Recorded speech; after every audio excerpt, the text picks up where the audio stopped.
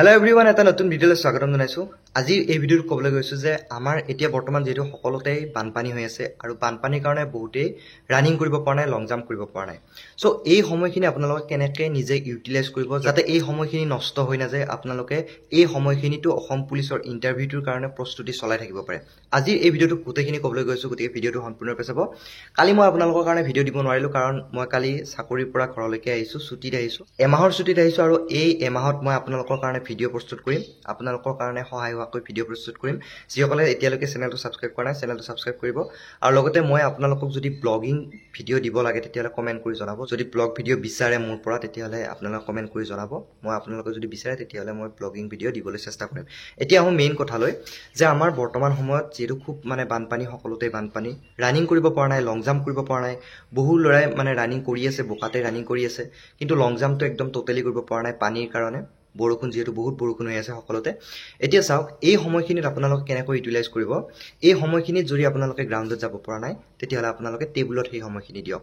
বাই chance যদি আপোনালোকৰ ফিজিকেলত 1 number 2 number কমিও যায়, সেই মাৰ্কখিনি যাতে আপোনালোকে লিখিত পৰীক্ষাত আপোনালোকে সেই মাৰ্কখিনি ৰিকভাৰ কৰিব পাৰে, সেই মাৰ্কখিনি লিখিত পৰীক্ষাৰ জৰিয়তে যাতে উঠাই দিব পাৰে, যাৰ কাৰণে ফাইনেল কাটঅফত আপোনালোকে নামটো আনিব পাৰে। গতিকে বন্ধুসকল, এই সময়খিনিত কেৱল লিখিত পৰীক্ষাৰ কাৰণে আপোনালোকে ব্ৰেইনটো লগাওক। আপোনালোকৰ এই সময়খিনি যাতে মন মাৰি নেপেলাব। এই সময়খিনিত আপোনালোকে ভাবিব পাৰে যে ৰানিং কৰিব পৰা নাই, লং জাম্প কৰিব পৰা নাই, আমি চাকৰিটো নাপাম, বা চাকৰিৰ কাৰণে প্ৰস্তুতি কৰিব পৰা নাই, সেইকাৰণে আমি চাকৰিটো হেৰাই পেলাম। এনেকুৱা নহয়।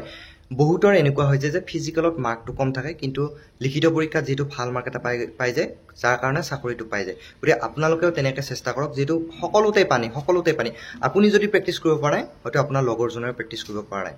গতিকে হেতু লৈ চিন্তা কৰিব নালাগে। যদি আপোনাৰ মাৰ্ক কমে, আলটিমেটলি সকলোৰে মাৰ্ক কৰিব।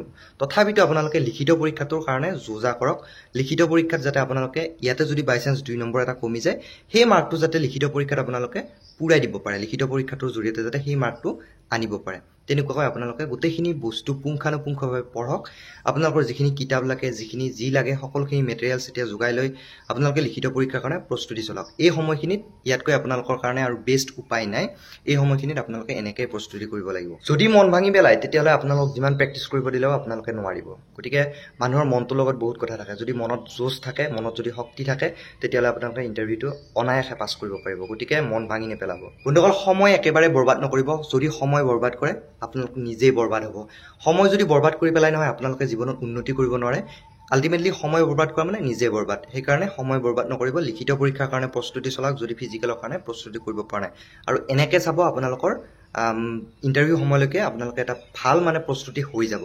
গতিকে তেনেকৈ প্ৰস্তুতি চলাওক। এইখিনি আছিলে আজি ভিডিওটো। যদি ভিডিওটো ভাল পাইছে তেতিয়াহলে লাইক কৰি দিব, শ্বেয়াৰ কৰি দিব, আৰু আপোনালোকক ব্লগিং ভিডিও লাগে নে নালাগে আপোনালোক কমেন্ট কৰি জনাব। যদি লাগে মই আপোনালোকৰ কাৰণে ব্লগিং ভিডিও বনাবলৈ চেষ্টা কৰিম। সো পুনৰ এটা নতুন ভিডিও লৈ আহিম। তেতিয়ালৈকে থেংক ইউ।